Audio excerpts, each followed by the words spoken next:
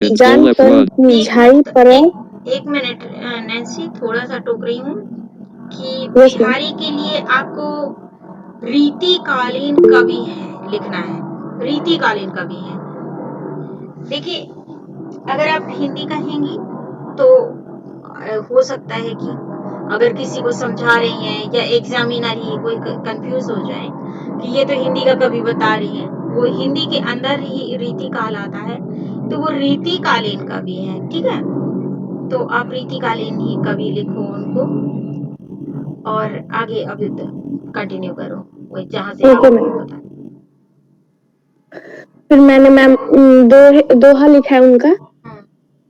मेरी भो बाधा हरो राधा नागरी सोय, जात तन की झाई पर श्यामो हरित दुती होए। एक सेकेंड, ये पता नहीं कौन है।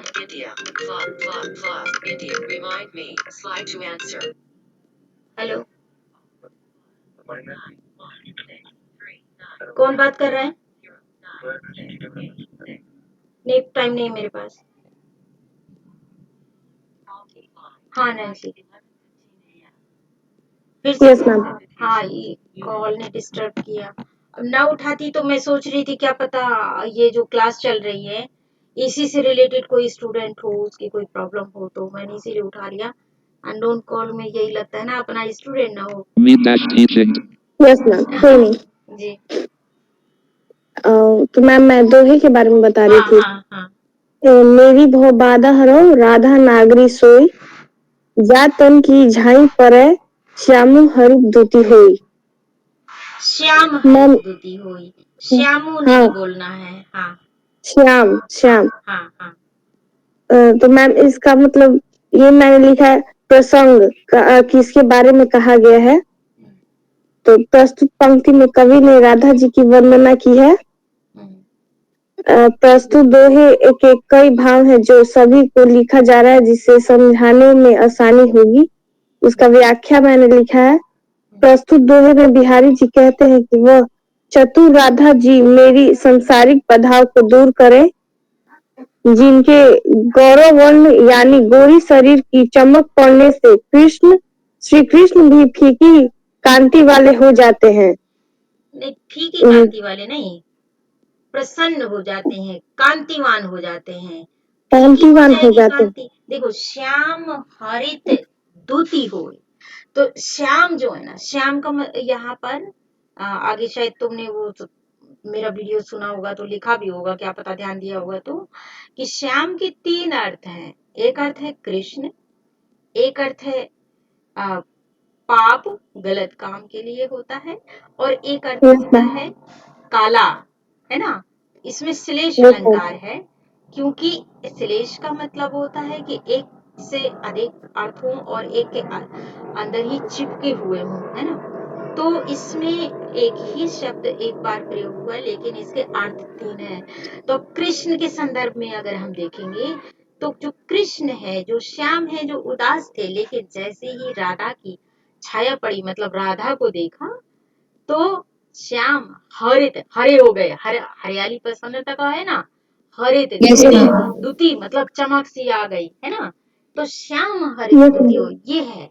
तो आप ये कांति को फीका होना तो शब्द काट दीजिए, कांतिमान लिख दीजिए कि कांतिमान हो जाते हैं, प्रसन्न हो जाते हैं। ठीक है, ओके मैम। मैम परे मतलब हरा का भी तो मतलब इसमें भी श्लेष है कि हरे का मतलब है प्रसन्नता। परे मैम परे। अच्छा, परे, पढ़ना। Shyam yes ma'am. जातन की झाई परे, झाई समझती हो ना, छाया, छाया ना, मतलब अच्छा। राधा की जैसे ही उनके ऊपर छाया पड़ी, है ना, वैसे ही वो प्रसन्न हो गए। जैसे ही, चाहे उसमें देखा अर्थ ले लो और चाहे छाया पड़ना ले लो, राधा में वो मतलब प्रसन्न करने की, दुखों को दूर करने की वो ताकत, वो क्षमता है, वो शक्ति है, वो मतलब उनमें आकर्षण है वो, कि जिससे कि जैसे ही कृष्ण के वो सामने आते हैं, कृष्ण प्रसन्न हो जाते हैं, जबकि इससे पहले वो उदास थे, है ना। तो कवि का मानना है कि इसी तरह वही राधा मेरी भी भाव बाधा है, जो मैं कष्टों से, कलेशों से, दुखों से परेशान हूँ ना, तो वही राधा मेरी भी भाव बाधा आ रहे। सांसारिक बाधा आपने लिखा भी है। हम्म, आगे इसी को कंटिन्यू करो। और क्या नोट किया है? Okay ma'am. तो मैम इसमें और बस यही है कि यहाँ पर हरे का मतलब खुश रहने से भी किया जाता है। हाँ, वही है मतलब प्रसन्न हाँ होना। मैम ये सही है क्या? अर्थात राधा के सामने श्री कृष्ण भी तुच्छ नजर आते हैं। नहीं, वो राधा के बिना वो भी अधूरे नजर आते हैं या उदास होते हैं, वो भी प्रसन्न नहीं रह पाते हैं। तुच्छ थोड़ा सा अजीब लगता है, तुच्छ होता है कि जो जैसे बिल्कुल मैम दीन ही हाँ निरे, है ना। पर आप एक अधूरा, उदास, ये सब कह सकते हैं। Yes ma'am. और हरित का प्रसन्नता भी होता है, हरियाली भी होता है, और एक रंग भी है जिसका नाम हरा होता है ना। Yes ma'am. हाँ, मतलब इसमें यह है कि राधा के प्रभाव पड़ने से सांवले कृष्ण भी हरे रंग के हो जाते हैं। हरे रंग के नहीं हो जाते, प्रसन्न हो जाते हैं, पागल हाँ लड़की। वही वही सॉरी मतलब हरियाली खुश हो जाते हैं। हाँ, प्रसन्नता से संदर्भ है ना यहाँ पर, हरित यस होने का मैम। मतलब। Yes ma'am. मैम उसके बाद मैंने वो दूसरा दोहा लिखा है। ये पूरा इतना ही था। Yes ma'am. ओके, तो देखो, एक तो सबसे पहली बात यह है कि कवि ने इस दोहे को मंगलाचरण के रूप में रखा है। जैसे कोई चीज वंदना के लिए करते हैं ना, तो वंदना के रूप में एक तरह से मंगलाचरण के रूप में शुरुआत किया है इस दोहे का। और राधा नागरी सोई, इसमें एक चीज ये भी है कि राधा की जो उन्होंने कल्पना की है, और जिस राधा की वो वंदना करना चाहते हैं, वो नगरीय हो, शहरी हो, पढ़ी लिखी, बढ़िया, इंटेलिजेंट, है ना। ऐसे नहीं कोई भोली भाली गांव की पढ़ी लिखी नहीं है, वैसी राधा नहीं।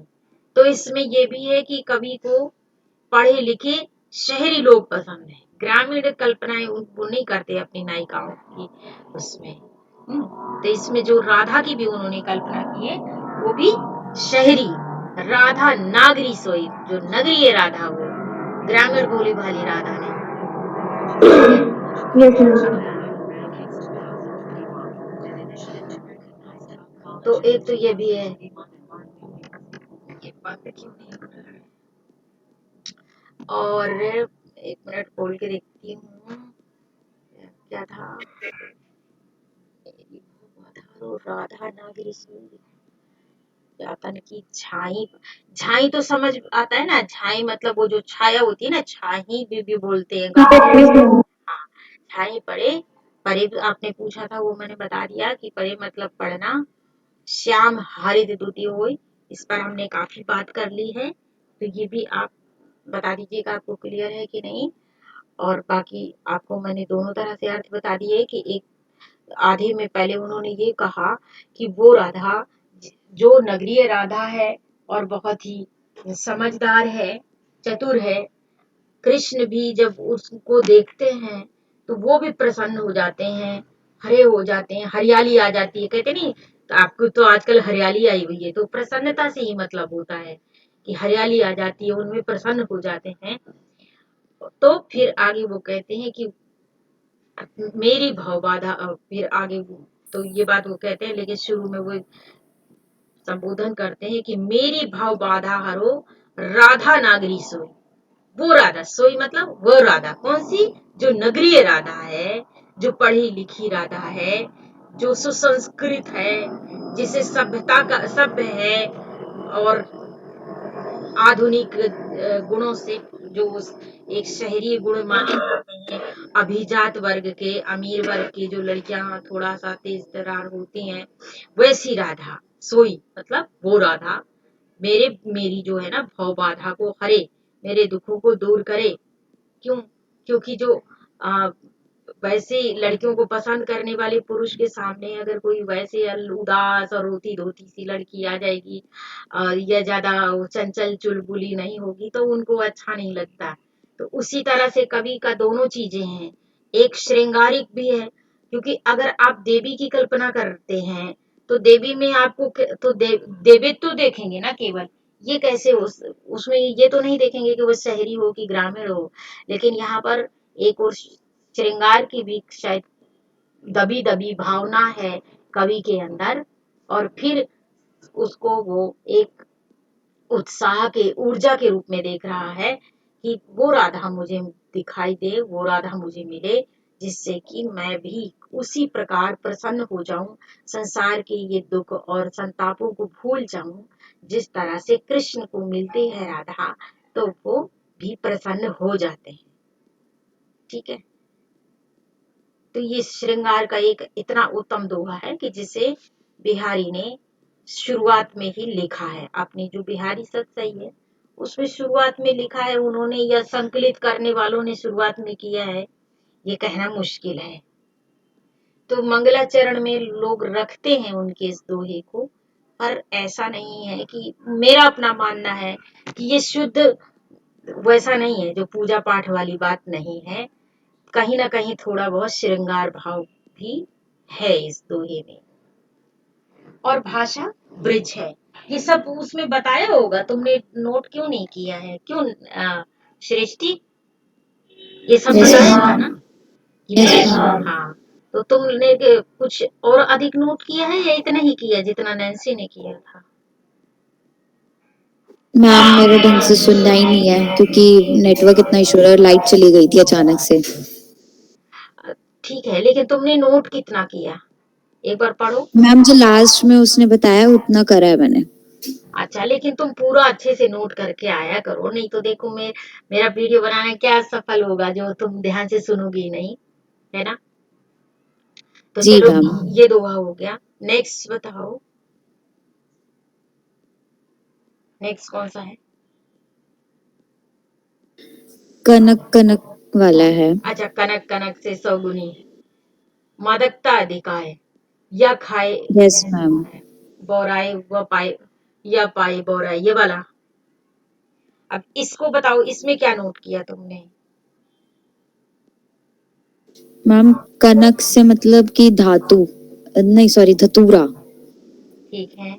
जो कि मादक नशीला पदार्थ होता है, दर्शाता है। और जो दूसरा कनक उस पे बता रहा है कि एक सोने का है, कनक कनक से। और मैम इसका जो अर्थ निकल रहा है जैसे कि मतलब सोने की माद कथा धतुरे से भी 100 गुनी ज्यादा है।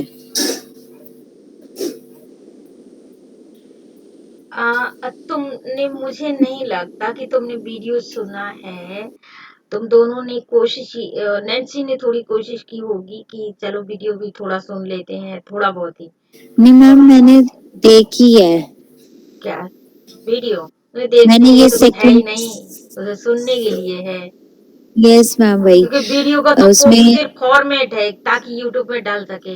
बाकी तो अभी हाँ जैसे मैं बात कर रही हूँ तो मैंने कैमरा ऑफ कर रखा है, तो ऐसे उसमें भी ऑफ कर रखा है, तो वीडियो के लिए तो कुछ है यस नहीं, मैम। ऑडियो ही है एक तरह से। तो आपको सुन के नहीं आपने लिखा है, लग रहा है मुझे।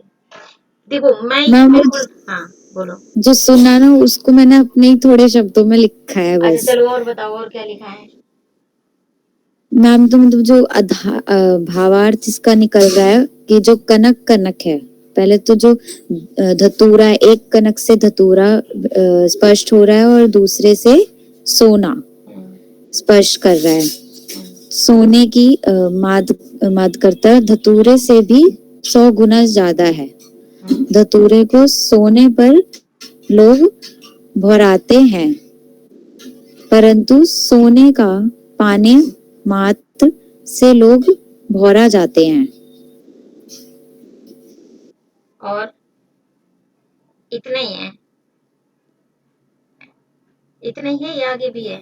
मैम इसमें जो अलंकार भी है, यमन अलंकार इसमें दर्शाया है, कौन सा अलग अलंकार अलग बोल रही हो? जगहों क्या में अलंकार? प्रयुक्त एक कौन सा अलंकार बोला तुमने? यमक यमक अलंकार। यमक, यमक, यमक, यस यमक मैम नहीं यमक। बोलिए, यमक। ठीक है। यमक का यमक। हाँ, यमक का मतलब क्या होता है